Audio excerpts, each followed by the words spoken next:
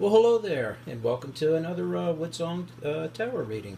You know, whenever you come back from vacation, it always takes forever to find all the little bits and pieces that are packed away in whatever suitcase or bag that you may have brought. So I've been looking for the last 2 weeks for my charger for my video camera and still haven't found it. So I apologize for the dearth of readings lately. So I'm trying to use my iPad today to do a recording. I don't know how well it's going to work. I have to hold it manually, so it's probably wobbling all over the place, and I apologize for that. But we're going to go ahead and try reading anyway. Today I'm calling it the Hammond reading, and I'm sitting in front of a Hammond H organ. And it's just, and this is going to be kind of difficult. I'm trying to use two different hands and look at two different things. But Hammond's known for such things as soap operas, and also it's really the organ of rock and roll.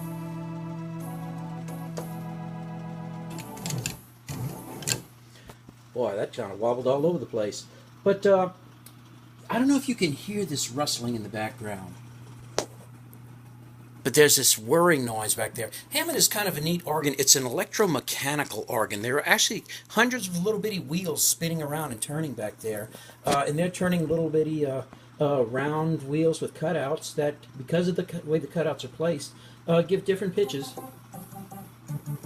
when you press the different keys. It's really an ingenious solution, and there is nothing else that sounds like a Hammond. So I'm going to go ahead and shut it off right now, and you're going to hear it.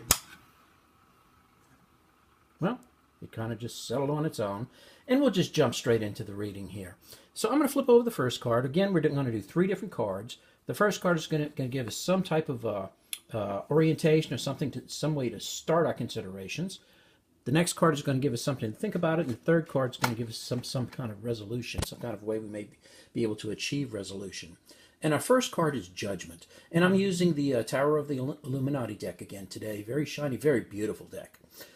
Judgment suggests those things that you might see on a final judgment, things that you want to see. You want to see fairness. You want to see impartiality. You want to see no bias. You want them to listen to your ridiculous stories about why you did this, or the cat ate your homework, or what it might be. But you want that type of fairness and objectivity. So this suggests that when we're placed in situations where we're not sure what to do, we're kind of trying to determine what type of course or what type of actions we should take, we want to apply that same type of judgment. We don't want to be stuck by our own biases. We don't want to be held back by that. If we need to consider something different, then it's okay to considering something different. We want to kind of think outside the box and try to do something that might not be our normal reaction to something. And that's going to give us the best perspective, the best chance of fairly viewing all of our particular obstacles and recognizing the possible solutions we may see for those obstacles. So, starting off with Judgment, let's see where we head. And I'm trying to do it this way.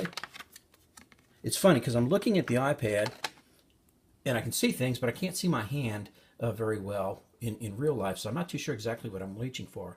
And I reached for, what did I reach for? The Ten of Swords. Oh, wow.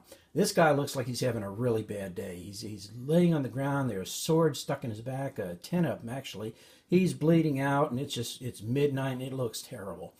And this is actually, there is a positive aspect to this card. And basically, if we look at it, we see that, you know what, it is dark, but there's a bright sun rising. The day is dawning. A new day is dawning. So when things seem their worst, when things just seem stuck in a rut and we don't see a way out, that's when there is a way out. That's when we want to keep our eyes up. Don't give up. We want to be able to recognize that way out. Now, how can we best recognize it? Let's look back at Judgment. We want to be fair. We want to be honest. We want to be impartial. We want to be unbiased. Let go of your biases. And by doing that, we'll best be able to identify the best possible solutions for us. Let's take a look at our last card, see where we may be heading. The Eight of Cups. Eight of Cups is an interesting card, particularly in this particular spread, because it suggests a change of direction. Not that your current direction is bad, or that there's anything wrong with it, but maybe you followed it as long as you could have, and something needs to change. Now, maybe that change is, if you're tired and don't like where you are, maybe the change is to reevaluate and see it in a different light and recognize that you are on the best path for you, where you already are. But it also might mean, hey, maybe it's time to look at other paths, to consider other paths. So, when we put these cards together, when faced with difficult situations, we have to be honest. We have to be fair with ourselves. It's hard to be honest with yourself. You know, it's the easiest person there is to lie to is yourself, because you'll believe it. But try to avoid that. Try to be fair. Try to be honest. Try to be unbiased. Forget about your preconceptions or anything like that. Don't go with what your normal course of action may be. Don't stay in the rut. Try to open your eyes and see things differently and recognize new situations. You may feel you're in a position where things are stuck. You may feel in that Ten of Swords situation, but there is a solution. There are possibilities. There are challenges we can face that can bring us out of it. And we may need to consider a change of course. It may be changing our attitude. It may be changing our particular goal or our path we're taking. But it is time to kind of switch things around, change things up a bit, or otherwise we're going to stay in that Ten of Swords situation, which is not a pleasant place to be. We want to find our way out of it, and being honest and objective and unbiased is our best way to do so. I apologize for all the wibbling and wobbling that this handheld iPad is doing, and I hope it's not too bad. Perhaps YouTube may be able to straighten it out a little bit.